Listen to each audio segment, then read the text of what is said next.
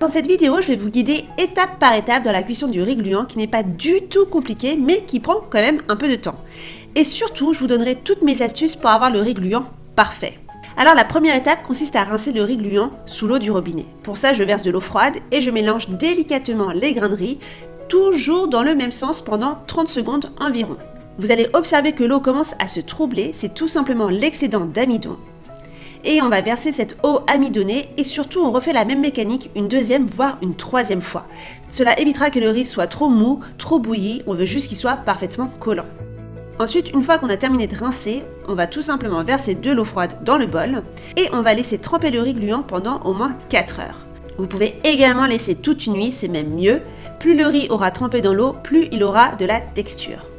Passé les 4 heures minimum, on vient drainer le riz gluant et on le dépose dans un torchon propre ou dans une mousseline et on dépose dans un panier vapeur ou cuit-vapeur. Ça, c'est ma petite astuce pour éviter que le riz reste collé au fond du cuit-vapeur. Une fois que l'eau est portée à ébullition, on va tout simplement déposer le cuit-vapeur par-dessus et on laisse cuire pendant 20 à 25 minutes à feu moyen. Après cuisson, il suffira de laisser reposer 10 minutes avant la dégustation. Et voilà, un riz gluant, parfaitement collant. Hyper facile, n'est-ce pas? En tout cas, j'espère que cette vidéo vous a plu. Si c'est le cas, n'hésitez pas à mettre un petit pouce en l'air, à liker, à commenter et surtout, n'oubliez pas de vous abonner à la chaîne chez Mamali pour ne rien rater des prochaines recettes de ma petite maman.